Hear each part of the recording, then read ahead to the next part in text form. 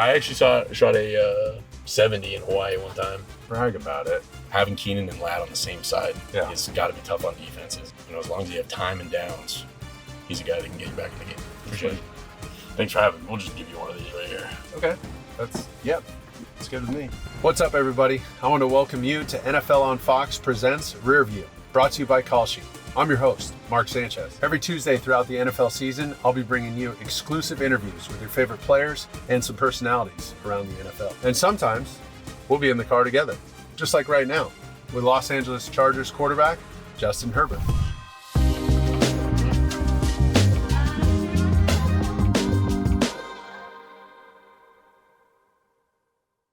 Welcome to the Rearview Mobile. Thanks for having me. Sanchez Mobile. It's an awesome car. It's kind of cool, right? Pretty cool. It's like an Oscar Mayer kind of car. Yeah, gets the job done, I bet. Okay, I want to just dive in quickly because we saw something special on display this past week with that Chiefs game in Brazil. And there's something special going on in this building at the Bolt. And I just want to know what the fabric of this year's team is. What's your DNA? And I'm guessing I'm going to hear the word stalwart.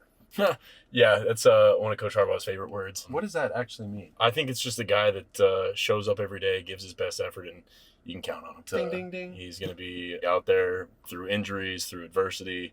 He's going to get his best effort, and he's a guy that you can count on for sure. I like that. Would you consider yourself stalwart? I would like to be.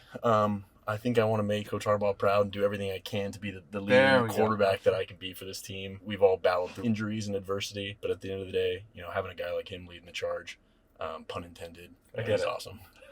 Thank you. Yeah. Thanks for cleaning that one up. Okay, what about, I know he gives you this opportunity as players. He wants you guys invested in this team, and he wants you guys communicating to each other. Wise words after practice. I got to imagine some guys have some funny stuff to say, right? I feel like set the scene for me if I just landed here on planet Earth and I walked into Wise Words. What's the scene? Yeah, it started last year, and I think it was just an opportunity to give, guys on the team a platform to talk to everyone. Mm-hmm. Where, not too often you get, everyone, staff, players. Staff members. Everyone gets called up after practice. It's like, hey, what do you got for us? Okay. And whether it's a quote, whether it's, a story, or whether it's just something that, you wanted to talk about to the team. I think it's cool for those guys that don't always get that, platform to speak up and say something. So he'll call up a random person, and you always have to have something ready to go because you never know. It's not premeditated. You don't really know when you're going to go. And wow. There have been times where guys weren't expecting to go up there. They get called up, and it's like, they give their best effort, and you can tell, and everyone just starts cheering them off. And like, all right, guys, here's a poem by Robert Frost. Exactly. Yeah. No. So it's important. Like I've always got a couple tucked in my back pocket just in case he calls me up. Okay. Well, we don't want to waste those. We'll save those. Yeah. Arrows in your quiver. But have you had to do it? Yeah. Last year I probably had to do it 4 or 5 times. Oh wow. This year any? I've done it twice this year. I asked him. I was like, hey, can I? When did you requested? You called your own number? No, I actually said the other way. I was like, "Can I do less?" Less because I was like once every other like how many are you thinking, Coach? And then subtract 10. Yeah, or just give me a heads up. Okay, and that was kind of a way that we can kind of sneak by because it's important. I feel like when I go up there, I need to have something good for the team, and I try not to overstep my boundaries too much, and I think it's important when you talk, like it better be important and meaningful and impactful. You're a man of few words, and then those words got to be impactful. Calculated, yeah, premeditated. And so what'd you say? What I've said before was one of the things that my dad was, he was my youth football coach, baseball coach, basketball coach, and he'd always bring us up after practice and say, these 4 things, like do your best, get better, treat people the way you want to be treated, and never give up. Love it. And I was like, to the guys, I was like, that's kind of how I attack things, and I thought it was always a good standard to set where if you could do those 4 things, you could be proud of the effort and the work you put in each day, and it might not always go your way, but at least you're going in the right direction. That's so good. Are you going to coach when you're done? No, when I'm done playing football, I'll be long gone. Okay, we'll see. We'll see about that. You're just going to have your own big plot of land up in Oregon. Doesn't sound bad. Play football for as long as I can and see what happens. Okay. Tell me about this game day atmosphere in Brazil. It looked awesome. It was really cool. There's a couple shots of you walking out of the tunnel. They got the whole halftime deal going, the pregame walkout. I mean, it looked electric. It was sweet. I actually had so much fun going there. I was a little skeptical at first, with such a long flight and going to play a football game in a different country, how we'd be able to adapt and kind of manage that. Because there's a lot that goes into preparing for a football game that I don't think the fans really understand of, busing to the game, practicing and where we're going to do all this stuff, meetings and walkthroughs. And now the fans, they cared so much about the game. They were cheering, all the time, entire game. That's great. There were a lot of Chiefs fans there. But we had our fair share of Chargers fans, and it was really cool to see. One of your top games, would you say, just environment-wise? Yeah. Obviously, the stats spoke for themselves. Yeah, I think environment-wise, the stadium was really cool. The opponent that we were playing against and having it being week one and getting a chance to go back out on the field, I think everyone was really excited, and I think it really showed. Yeah, you guys kind of set the tone, I felt like, for that first weekend of football. Just Titan quarterback. I mean, the best QBs in the league going at it. Thank you. And then you got Josh Allen, Lamar Jackson trying to one-up you guys. That was a crazy game, too. That was insane. Holy. So when you're watching those, what are your first thoughts on a game like that? Yeah, I remember I kind of stepped away at the 7-minute mark thinking, this game might be over. And then I came back and I was like, oh, wow, this is a completely different game. And, I think that's what's so cool about the NFL is that you're going to get guys like that can make, crazy plays, and the game's never really over. They're down 15 points in the fourth quarter, and as long as you have time and downs, he's a guy that can get you back in the game. No doubt. Just like you. Facing off against a divisional rival week one, knowing they've been on the schedule for months, that kind of start to the season. And you guys got 3 divisional games out of the gate, but we don't want to look ahead too far, but just this specific one, week one, the Chiefs, they've owned the division for a long time. Okay, what's up? We know how good they are, how much success they've had in the past several years, and they've gotten us plenty of times in the past couple of years, and we know how important that game was to us. And I think personally too, just getting back out there after the way things ended last year, you just want to go play football. And I think to be the team that we want to be, we're going to have to play teams like that, the best of the best. And I thought it was a great challenge for us to go out there and execute. And I think where we are this year, compared to where we were to start the year last year, I think we're steps ahead. That's great. I think as long as we keep doing that and keep getting better, I'm really looking forward to this year. Let's talk about some of the game-changing plays, the plays that altered the outcome. I mean, you got your guy Keenan Allen back making some big catches. He dropped one early and then rallied. Quentin Johnson has a little mini coming out party, I feel like, because, they've been kind of waiting for him to come along, and then to have it, as you mentioned, on a stage like that, that's even more invigorating for him, I would imagine. Yeah, I'm so happy for him. He's put in so much work these past couple of years, and he had a really good year last year as well. I think he caught 8 touchdowns and had a whole bunch of yards. It was like a quiet, good year from a media standpoint. Yeah. But a solid year for the team. Very good. And, I think he's only going to get better. And to have Keenan, Ladd, Q, and then you bring in Trey Harris, Dre, and all these guys that, are really able to make plays. I think it's really tough. Having Keenan and Ladd on the same side has got to be tough on defenses. And it's comforting knowing that you got 2 guys out there, 3 guys out there that are going to go make a play. And, I think one of the biggest plays of the game might have been 3rd and 15. Q caught this in-breaking route. Ended up being 4th and short, and we went for it and converted. Ended up going down and scoring, and I think going up by 8 or 9 points. That's a big play by Q. Just stepping up and the route he ran, going up there with strong hands, catching the ball and turning upfield. It's been fun to see. That's great. If we could give out some game balls, I'm sure the O-line can get some. Oh, I'm sure, running backs and receivers, defensive players. Who do you want to? I'll give you 3. 3 game balls. And nobody's going to get jealous about this. They're not actual game balls. Yeah. That's a good question. I would say number 1 goes to Joe Alt. Switching spots. The transition from right tackle to left tackle not easy. Has got to be one of the toughest things in playing left tackle in general. Has got to be one of the tougher positions in football, and it was real quiet on that side. And I think that's always a good thing when you don't have to worry about the left side. And he's just a special player to be able to pick that up, and the way he competes, run game, pass game, he definitely gets one. And then I think Q's another guy that gets another game ball, and had 2 huge touchdowns, made a whole bunch of plays, and just looked fast out there. Was playing fast and free, relaxed, and that's a really good point. He did look different than last year in that aspect, where he's less thinking. right? Because you play fast when you know what to do. Yeah.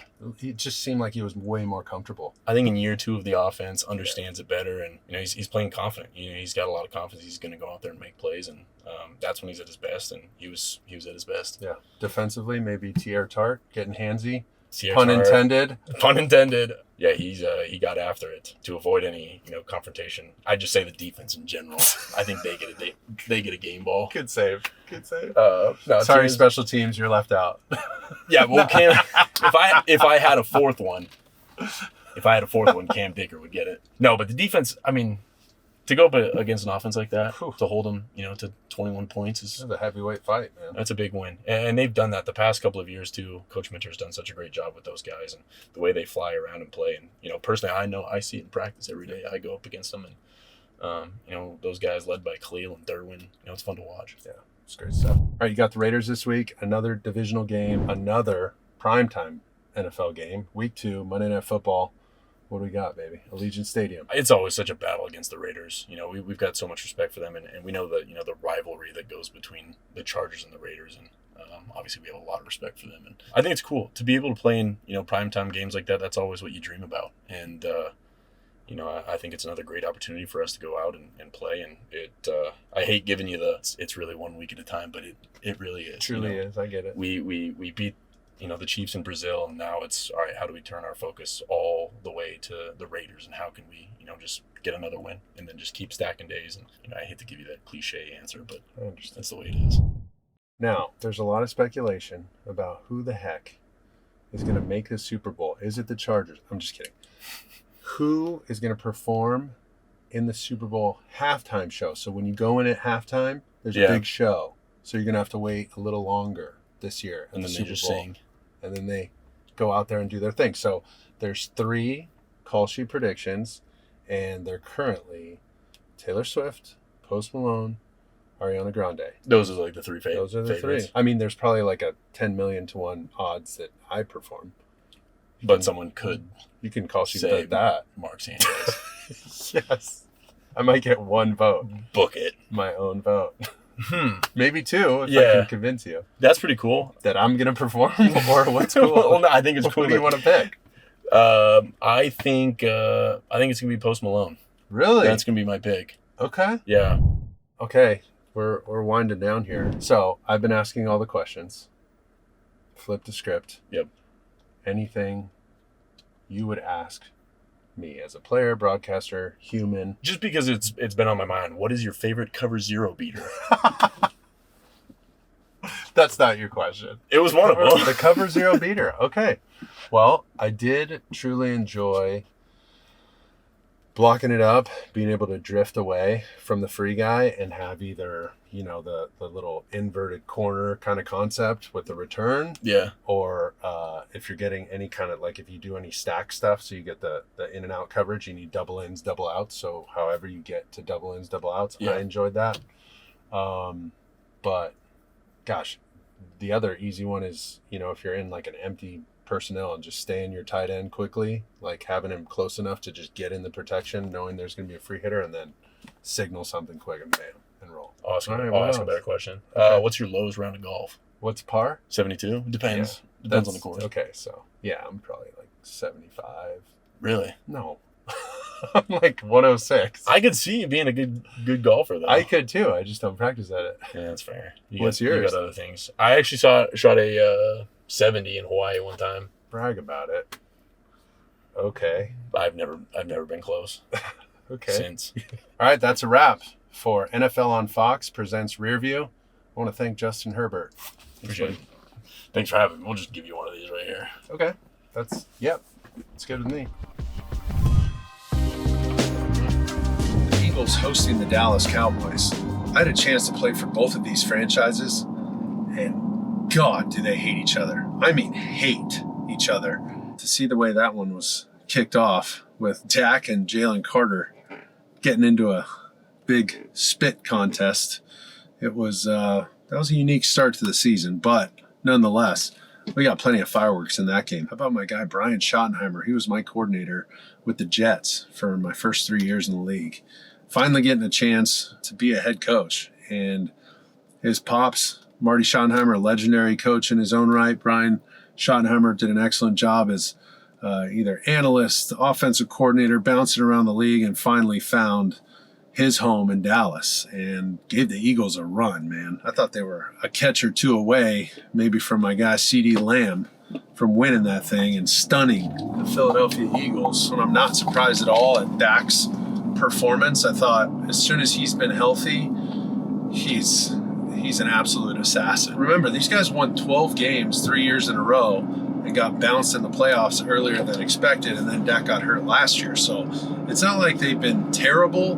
They've been actually pretty darn good. I think they're getting a chance to show that, and a couple more catches from CeeDee Lamb, and we're singing a different tune.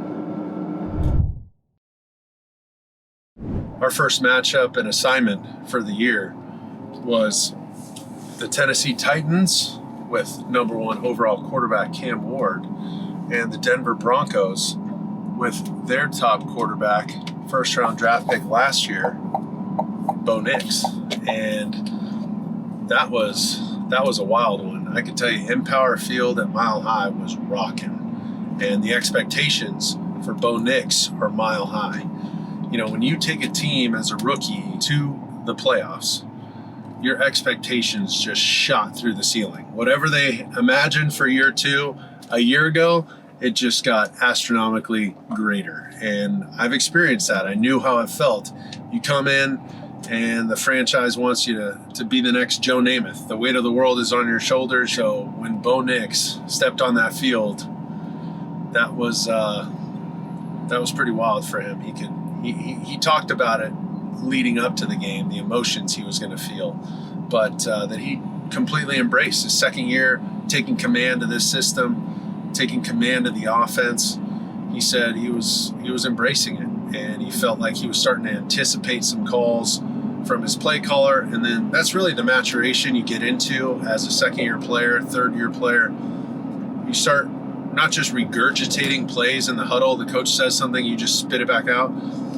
You start understanding why he's calling certain plays in certain situations. You anticipate specific calls, or at least you have a pretty good idea of what's coming up next. And the other thing too is, if for some reason those communications get cut off in the headset and you lose your head coach or your coordinator, you can get yourself out of trouble. You can look in the huddle, see what personnel's in there, and call a play for yourself. And rookie year, some guys can't quite get through that. But Bo Nix said he's ready to go, can get himself out of trouble. And the other thing too is, as a maturing quarterback, you start to understand really the essence of your protections, how to protect yourself, what can stress your protection, and how to get out of trouble, develop a contingency plan.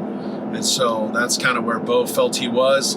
I thought, not his best performance, but he got the win. Don't forget, Sean Payton started slow 2 years in a row with this franchise. 0-3 the first year. The third game they got beat, they gave up 70 points.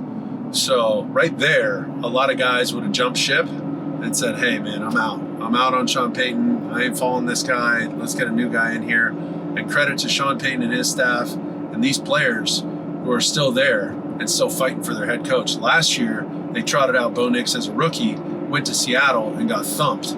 And it was a little shaky. They lost 2 in a row to start the season. This year, they're looking to flip the script, get them win column early, and they got to do that, even though it wasn't the prettiest game. But I'll tell you what did look good for the Denver Broncos was that defense.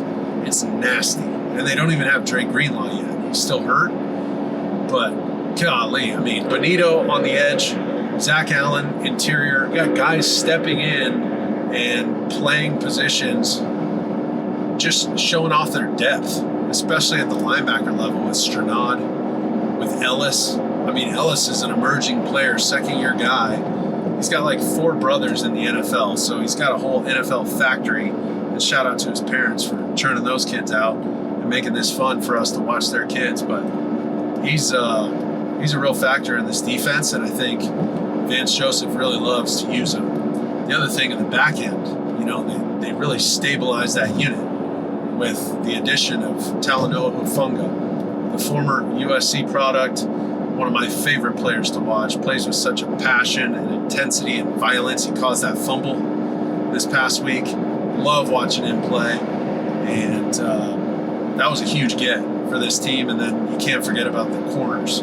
So this team's going to play a ton of single high all year long. And for your understanding at home, if you're going to play single high and you're going to close the middle of the field, you better have a really good defensive front, and you better have 2 studs at corner, because those guys are on an island outside, and that's the easiest way to give up yards and points or go balls right down the sideline. So Vance Joseph, Jim Leonard, the defensive coaches in Denver, they have no reservations about playing single high, because they got the reigning defensive player of the year, Pat Surtain, on one side, and this guy who's crazy enough to play opposite of Surtain, Riley Moss. I really like Moss. I mean, you know who Pat Surtain is. You know he's going to erase a receiver anytime they tell him to, and you're essentially playing 10-on-10 football, and that matchup's just out the window for their team. That's kind of the way they view it, a lot like we did when we had Revis. And this guy, if you're playing opposite Pat Surtain, you're going to get all the targets coming your way. And this kid held his own, and the coaches rave about him.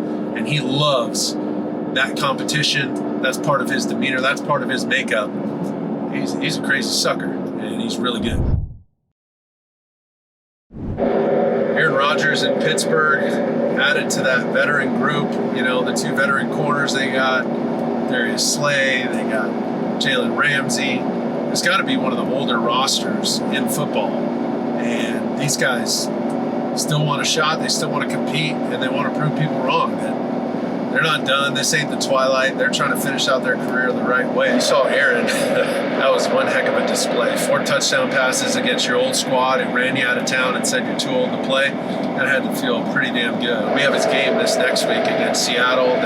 It's the home opener in Pittsburgh. He just got a win on the road, so I can't wait to see the terrible towels. This is the first time I might be excited for terrible towels as a broadcaster, not a player. Those things make me sick as a player. For Aaron, I mean, it looks like he's really progressing. He's got Freiermuth, he's got Jonnu Smith. You know, he's got plenty of help for him. And you can tell a guy like DK Metcalf is really, really going to benefit from having a steady presence at quarterback like that. A guy who's going to throw him open, a guy who's going to motivate him and call him out when he's not at the right depth at the right time, which is a receiver's job. And so I'm excited to see those guys grow together this year and see where DK Metcalf goes next. The sky's the limit for a guy that big, that strong, and that fast. He's tough to bring down, and he's tough to guard. So I think those 2 are going to have a lot of fun. For Josh Allen, the reigning NFL MVP, what a display he put on. The first game of the season on Sunday Night Football. Holy smokes. Multiple times, I thought they were out of it. I'm on the flight home from our game, watching on the plane, starting to doze off a little bit, and boom, I hear things go haywire again, and I look, and okay, they're down 8. Oh, they're down 14. Oh, okay, this thing might be out of reach. They're down 16. I mean, the guy doesn't quit. As long as there's time on the clock, as long as he's got it down to play, the dude's got a shot.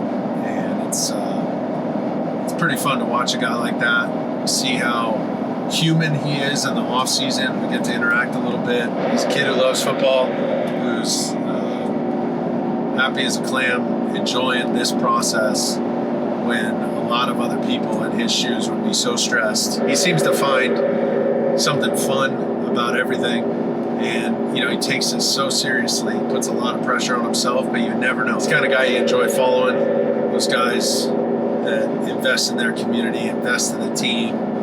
They got that all in, that full buy-in. You know, the real question is, like, if something's important in your life, what would you rank it? And you can tell football to him is a 10 out of 10. Well, then everything associated with that's got to be a 10 out of 10 effort. The way you eat, the way you sleep, the way you train, the way you watch tape. And you can tell the way he plays the game that he's all in. There's no bones about it. He wants a championship. Forget the individual accolades, although he might just repeat as MVP. Super Bowl favorite, still early, but don't count out the Rams. I know there's been some chaos in training camp with Matt Stafford and the back issue. This young Rams defense is going to keep them in a ton of games. And even if Stafford has to miss a couple, any more than a couple games, and I'd like to change my answer. But if it's just a couple, I think Jimmy Garoppolo can get them through. But I think it's honestly because of that defense. And Fisk up front, Kobe Turner up front, Byron Young on the edge, Jared Verse on the edge. Those four guys right there, that's an incredible pass rush. And when you can affect the quarterback like that, it makes those guys in the back end, the DBs, the linebackers, it makes their job a whole heck of a lot easier because they wreak havoc in an offensive front and it makes their life hard. So Stafford's healthy.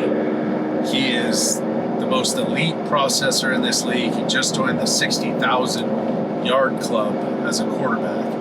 And that just speaks to his work ethic, his talent, his longevity. And that's going to be the key, is his health. Because if he's healthy, the Rams are going to be in